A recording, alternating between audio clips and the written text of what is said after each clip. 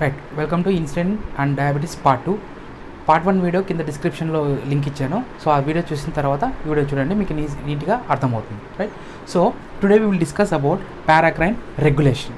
Okay, so previous క్లాసెస్లో మనం అలా డిస్కస్ చేసాం. Suppose this is the pancreas. So ప్యాంక్రియాస్లో హైలైట్స్ ఆఫ్ లాంగర్హాన్స్ సెల్స్ ఉంటాయి. ఈ సెల్స్లో మనకి డిఫరెంట్ టైప్ ఆఫ్ సెల్స్ ఉంటాయని చెప్పాను. Alpha cells, beta cells and delta cells. So ఈ 3 సెల్స్ డిఫరెంట్ హార్మోన్స్ రిలీజ్ చేస్తాయి. ఆల్ఫా నుంచి మనకి గ్లూకోగాన్ వస్తుంది, బీటా నుంచి ఇన్సులిన్ వస్తుంది, డెల్టా నుంచి వీ గెట్ సోమాటోస్టాటిన్. సో ఇది మనం ప్రీవియస్ వీడియోలో డిస్కస్ చేసాం. సో ఈ వీడియోలో ఏంటంటే ఈ 3 cells how they are going to regulate each other, అంటే ఈ 3 సెల్స్ ఒకదాని నుంచి ఇంకొక దానికి ఎలా రెగ్యులేట్ అవుతాయని అర్థం. రైట్, సో ఇది ఏంటంటే ఒకసారి డిస్కస్ చేద్దాం. సో దీంట్లో ఏంటంటే ఈ 3 సెల్స్ ఒకేసారి యాక్టివ్ అవ్వలేవు. ఎందుకు అంటే సపోజ్ ఒక్కొక్క దానికి ఒక్కొక్క ఫంక్షన్ ఉంది. రైట్, సో ఇప్పుడు ఆల్ఫా సెల్స్ నుంచి మనకి గ్లూకోగాన్ వస్తుందని చెప్పాను. ఈ గ్లూకోగాన్ ఏం చేస్తుంది, it is going to convert stored form of glucose. Right, so ఇక్కడ చూడండి గ్లైకోజన్. సో గ్లైకోజన్ వచ్చేసి stored form of glucose store అయ్యే ఫార్మ్ ఇది గ్లైకోజన్. దీని నుంచి మనకి గ్లూకోజ్ ఫామ్ అవ్వాలి by the help of the hormone glucagon.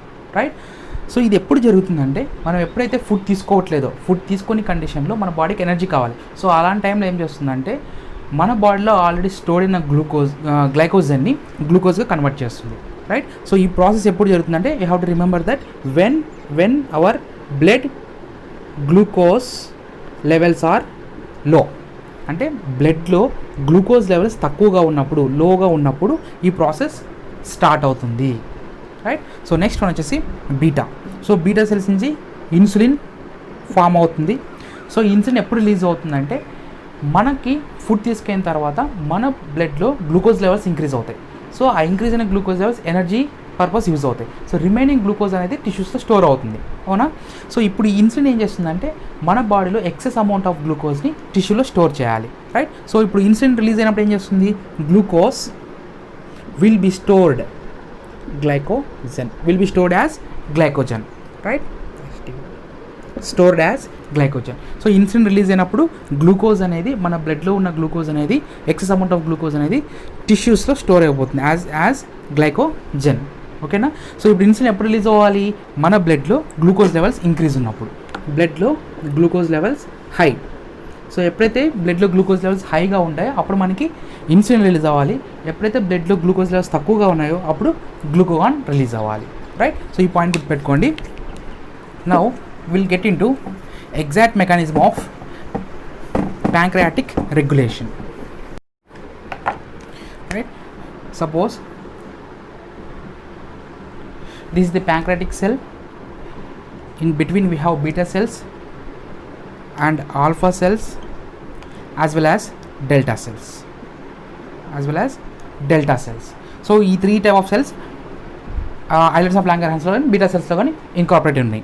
Right, so ఇప్పుడు బ్లడ్ ఎలా వస్తుందంటే, so directly blood will reach to beta cells. Directly from capillaries directly blood will reach to beta cells. So beta cells నుంచి all remaining సెల్స్కి reach అవుతుంది. Right, so blood అనేది first beta సెల్స్కి వస్తుంది, beta cells నుంచి అన్ని సెల్స్కి pass అయిపోతుంది. ఓకేనా, suppose ఇప్పుడు ఈ బ్లడ్లో ఏమంటే మనకి గ్లూకోజ్ లెవెల్స్ హైగా ఉన్నాయి. సో గ్లూకోజ్ లెవెల్స్ ఎక్కువగా ఉన్న బ్లడ్ డైరెక్ట్గా బీటా సెల్స్కి వచ్చింది. రైట్, సో ఇప్పుడు బీటా సెల్స్ పని ఏంటి, ఇన్సులిన్ రిలీజ్ చేయాలి. ఇన్సులిన్ వర్క్ ఏంటి, బ్లడ్లో గ్లూకోజ్ లెవెల్స్ ఎక్కువగా ఉన్నప్పుడు వాటిని స్టోర్ చేయాలి. అవునా, సో ఇప్పుడు డైరెక్ట్గా బ్లడ్ బీటా సెల్స్ దగ్గరికి వచ్చింది. Beta cells will release insulin. So insulin ఏం చేస్తుందంటే ఈ ఎక్సెస్ అమౌంట్ ఆఫ్ గ్లూకోజ్ని it will convert into glycogen, that is stored form of glucose. So ఇలా స్టోర్ అయిపోతుంది. రైట్, సో ఇది వన్ సైడ్. సో ఎప్పుడైతే బీటా సెల్స్ యాక్టివేట్ అయినాయో alpha cells, delta cells activate అవ్వవు.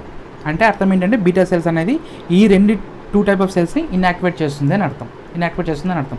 ఎందుకు అంటే చూడండి, ఇక్కడ బ్లడ్ ఇక్కడికి వచ్చి బీటా సెల్స్కి వచ్చిన తర్వాత ఈ బ్లడ్లో గ్లూకోజ్ లెవెల్స్ ఎక్కువగా ఉన్నాయి. సో ఎక్కువగా మన glucose levels, excess amount of glucose levels మన బ్లడ్లో ఉండకూడదు, అవి స్టోర్ అవ్వాలి. సో స్టోర్ అవ్వాలంటే మనకి ఇన్సులిన్ రిలీజ్ అవ్వాలి. ఇన్సులిన్ రిలీజ్ అవ్వాలంటే అర్థం ఏంటి, ఇక్కడ బీటా సెల్స్ అనేవి యాక్టివేట్ అయినాయి. సో ఎప్పుడైతే బీటా సెల్స్ యాక్టివేట్ అయ్యాయో రిమైనింగ్ సెల్స్ ఉంటాయి కదా, అవి డీయాక్టివేట్ అవుతాయి, యాక్టివేట్ అవ్వలేవు.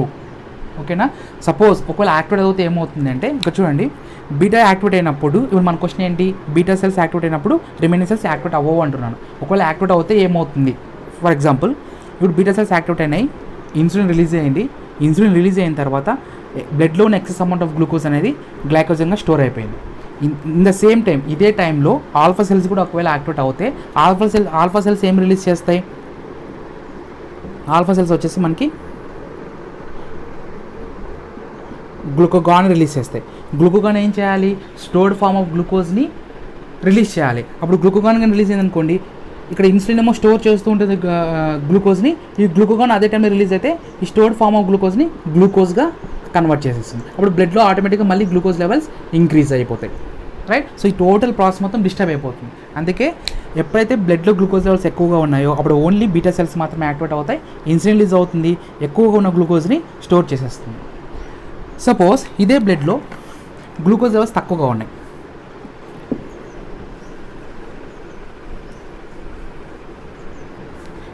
సో ఈ బ్లడ్లో గ్లూకోజ్ లెవెల్స్ తక్కువగా ఉన్నాయి.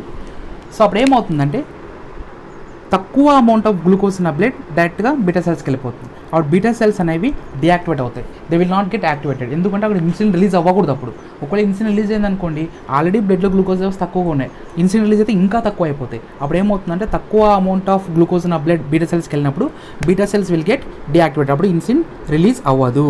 ఇన్సులిన్ రిలీజ్ అవ్వదు కాబట్టి బీటా సెల్స్ యాక్టివేట్ అవ్వట్లేదు. బీటా సెల్స్ యాక్టివేట్ అవ్వకపోతే ఆటోమేటిక్గా ఆల్ఫా సెల్స్ యాక్టివేట్ అవుతాయి. సో ఆల్ఫా సెల్స్ యాక్టివేట్ అయినప్పుడు ఆటోమేటిక్గా గ్లూకోగాన్ రిలీజ్ అవుతుంది. గ్లూకోగాన్ రిలీజ్ అయినప్పుడు ఏమవుతుంది, stored form of glycogen. So already glucose store అయి ఉంటుంది కదా గ్లైకోజన్ ఫామ్లో, ఆ స్టోర్డ్ ఫామ్ ఆఫ్ గ్లైకోజన్ని గ్లూకోజ్గా కన్వర్ట్ చేస్తుంది. సో ఈ గ్లూకోజ్ ఆటోమేటిక్గా మనకి యూటిలైజ్ అయిపోతుంది for energy. So energy purpose utilise చేసుకుంటుంది. రైట్. సో గ్లూకోజ్ లెవెల్స్ తక్కువగా ఉన్న బ్లడ్ బీటా సెల్స్కి వెళ్ళినప్పుడు ఆల్ఫా సెల్స్ యాక్టివేట్ అయ్యి గ్లూకోగాన్ రిలీజ్ అవుతుంది. ఈ గ్లూకోగాన్ వచ్చి స్టోర్డ్ ఫామ్ ఆఫ్ గ్లైకోజన్ని గ్లూకోజ్కి కన్వర్ట్ చేసి ఇది ఎనర్జీ పర్పస్ యూజ్ అవుతుంది. సపోజ్ ఈ బ్లడ్లో గ్లూకోజ్ లెవెల్స్ ఇంక్రీజ్ ఉన్నాయనుకోండి, అప్పుడు బీటా సెల్స్ యాక్టివేట్ అవుతాయి. బీటా సెల్స్ నుంచి ఇన్సులిన్ వస్తుంది. ఇన్సులిన్ వచ్చేసి ఆటోమేటిక్గా మనకి స్టోర్ చేస్తుంది గ్లూకోజ్ని, గ్లైకోజన్గా స్టోర్ చేసేస్తుంది. So this is the process what is exactly happening while blood reaches to islets of Langerhans. Now we will discuss how synthesis of insulin takes place in beta cells. So ఇంతవరకు మనం ఏం discuss చేసామంటే ప్యాంక్రాస్లో ఉన్న beta సెల్స్కి blood వచ్చినప్పుడు ఆ బ్లడ్లో glucose levels ఎక్కువగా ఉంటే ఇన్సులిన్ ఎలా రిలీజ్ అవుతుంది, ఆ రిలీజ్ అయిన ఇన్సులిన్ మనకు బ్లడ్లో గ్లూకోజ్ లెవెల్స్ని ఎలా తగ్గిస్తుంది డిస్కస్ చేసాం. ఇప్పుడు ఇక్కడ ఏంటంటే ఆ ఇన్సులిన్ అనేది ఎలా ఫామ్ అవుతుంది బీటా సెల్స్లో, ఎలా సింథసిస్ అవుతుందో ఒకసారి డిస్కస్ చేసాం. Right. Suppose this is the beta cell,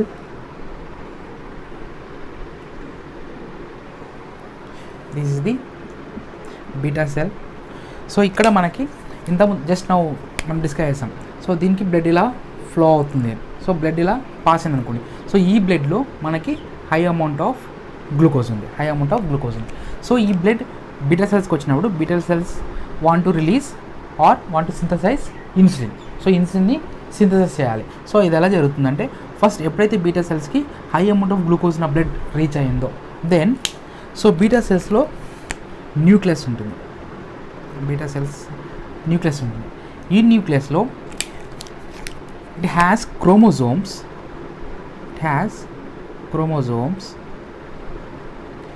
and this chromosome is 11th number, 11th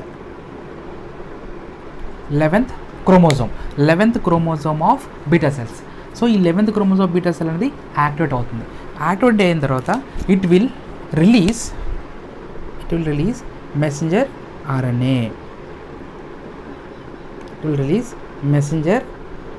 RNA. ఎంఆర్ఎన్ఏని రిలీజ్ చేస్తుంది. రైట్. సో మనకి ఎప్పుడైనా కానీ మన బాడీలో ఏదైనా సెల్ నుంచి ఒక సెక్రీషన్ కానీ, ఒక హార్మోన్ కానీ, ఒక ఎంజైమ్ కానీ ఫామ్ అవ్వాలి అంటే ఫస్ట్ క్రోమోజోమ్స్ యాక్టివేట్ అవుతాయి, దానికి సంబంధించిన క్రోమోజోమ్స్ యాక్టివేట్ అవుతాయి. ఆ క్రోమోజోమ్స్ నుంచి లేదా డిఎన్ఏ నుంచి మెసెంజర్ ఆర్ఎన్ఏ వస్తుంది. ఈ మెసెంజర్ ఆర్ఎన్ఏలో ఏముంటుందంటే ఆ పర్టికులర్ సబ్స్టాన్స్ ఫామ్ అవ్వడానికి కావాల్సిన ఒక ఇన్ఫర్మేషన్ ఉంటుంది. ఆ ఇన్ఫర్మేషన్ని రైబోజోమ్స్ రీడ్ చేసిన తర్వాత స్పెసిఫిక్ ప్రోటీన్స్ రిలీజ్ అవుతాయి. ఆ రిలీజ్ అయిన ప్రోటీన్స్ మనకు కావాల్సిన సబ్స్టాన్స్ని ఫామ్ చేస్తాయి. సేమ్ అదే ప్రాసెస్ ఇక్కడ జరుగుతుంది. ఎప్పుడైతే హై అమౌంట్ ఆఫ్ గ్లూకోజ్ నా బ్లడ్ బీటా సెల్స్కి అటాచ్ అయిందో దెన్ బీటా సెల్స్లో ఉన్న 11th క్రోమోజోమ్ యాక్టివేట్ అవుతుంది. సో 11th క్రోమోజోమ్ యాక్టివేట్ అయిన తర్వాత it will release messenger RNA into cytosol. So సైటోసాల్లోకి మెసెంజర్ ఆర్ఎన్ఏ రిలీజ్ అయింది. సో ఈ మెసెంజర్ ఆర్ఎన్ఏ ఫామ్ అయిన తర్వాత దీనికి రైబోజోమ్స్ అటాచ్ అవుతాయి. Ribosomes get attached. So ribosomes attach అయినప్పుడు it will look like this.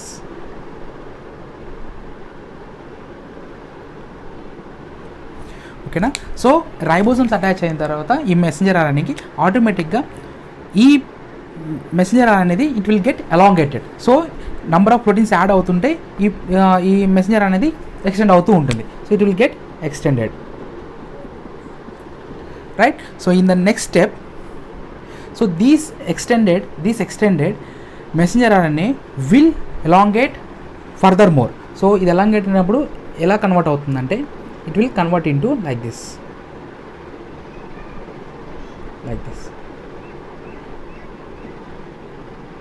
right. So ఇక్కడంతా మెసెంజర్ అంటుంది, ఇది ఎలాంగేట్ అయిపోతుంది. సో ఇక్కడ మనకి రైబోజోమ్స్ అటాచ్ అయ్యింటాయి. రైబోజోమ్ అటాచ్ అంటే ఇది ఎలాంగేషన్ అయింది. సో మనం ప్రీవియస్ వీడియోలో డిస్కస్ చేసాం ఇన్సులిన్ స్టార్టింగ్ స్ట్రక్చర్ ఎలా ఉంటుందని.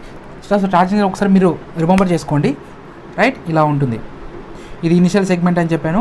ఇక్కడ బి చైన్, ఇక్కడ వచ్చే ఏ చైన్, ఇది రెండిట్లు ఏ చైన్ని బి చైన్ని మిక్స్ చేస్తూ మనకి సి చైన్ ఉంటుందని. సో ఇదే ఎగ్జాక్ట్ స్ట్రక్చర్ ఇక్కడ వచ్చింది, రైట్. సో ఇప్పుడు ఈ స్ట్రక్చర్ ఫామ్ అయిన తర్వాత మనకేమవుతుందంటే ఎప్పుడైతే sufficient amount of amino acids add అయినాయో ఆ sufficient amount of amino acids ఎంత 110, అంతేనా. సో 110 అమినో యాసిడ్స్ మనకి స్టార్టింగ్లో ప్రీప్రో ఇన్సులిన్లో ఉంటాయి. సో ఎప్పుడైతే ప్రీప్రో ఇన్సులిన్ ఫామ్ అయిందో then it will get cut off. So ఆ కట్ చేసే ఎంజైమ్ ఏంటంటే endopeptidase. This enzyme is also called as endoproteinase అని కూడా అంటారు. సో ఎండోపెప్టిడేస్ ఏం చేస్తుందంటే ఇక్కడ కట్ చేసేస్తుంది. సో కట్ అయినప్పుడు ఆటోమేటిక్గా ఇది ఇలా ఫామ్ అయిపోతుంది, రైట్. సో దీన్ని ఇలా చూపిస్తున్నాను మీకు, రైట్. సో ఇప్పుడు ఇక్కడ ఏం ఫామ్ అయింది, ప్రో ఇన్సులిన్ ఫామ్ అయింది. దీంట్లో టోటల్గా 110 అమినో యాసిడ్స్ ఉన్నాయి, ఓకేనా. సో నెక్స్ట్, సో ఇదంతా ప్రాసెస్ జరిగేటప్పుడు ఈ మాలిక్యూల్ అనేది మనకి గోల్గి అపారటస్కి ఎంటర్ అవుతుంది. గోల్గి అపారటస్, ఇది Golgi apparatus. So Golgi apparatus enter అయిన తర్వాత సో ప్రీప్రో ఇన్సులిన్ ఉంది. Pre-pro insulin will be converted into pro-insulin, B chain, A chain and C chain. Pro-insulin ఉంది. Pro-insulin నుంచి మనకి ఇన్సులిన్ ఫామ్ అవుతుంది by addition of 2 disulfide bonds and C chain. So this is the insulin, this is the C chain. So ఇవన్నీ ఏంటంటే ఒక గ్లోబుల్లో store అయి ఉంటాయి. ఇవన్నీ ఇది వచ్చేసి ఇన్సులిన్, ఇది C chain. సో ఇవన్నీ వచ్చేసి గ్లోబుల్లో స్టోర్ అయి ఉంటాయి, ఇలా స్టోర్ అయి ఉంటాయి, రైట్. సో ఎప్పుడైతే బీటా సెల్స్కి high amount of glucose blood వచ్చి అటాచ్ అయినప్పుడు బీటా సెల్స్లో 11th క్రోమోజోమ్ యాక్టివేట్ అవుతుంది. 11th క్రోమోజోమ్ నుంచి మనకు స్పెసిఫిక్ మెసెంజర్ అని వస్తుంది. ఈ మెసెంజర్ ఆర్ఎన్ఏ నుంచి రైబోసోమ్స్ అటాచ్ అయినప్పుడు ఈ మెసెంజర్ ఎలాంగేట్ అవుతుంది. So number of nucleotides add అయిపోతే ఈ మెసెంజర్ అనేది ఎలాంగేట్ అవుతుంది.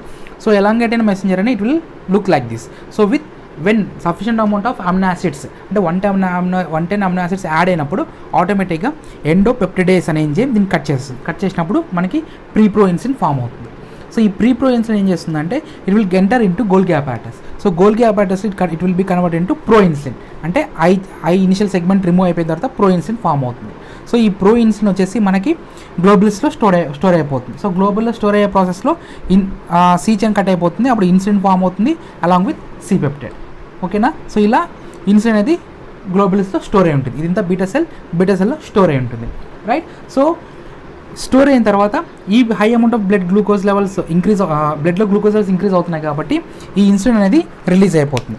సో ఇన్సులిన్ రిలీజ్ అయ్యి ఆటోమేటిక్గా మనకి ఈ బ్లడ్లో ఉన్న గ్లూకోజ్ లెవెల్స్ని డిక్రీజ్ చేస్తుంది, రైట్. సో ఇప్పుడు ఇన్సులిన్ రిలీజ్ అయిన తర్వాత బ్లడ్లో ఉన్న గ్లూకోజ్ లెవెల్స్ని ఎలా డిక్రీజ్ చేస్తుందని నెక్స్ట్ వీడియోలో డిస్కస్ చేద్దాం.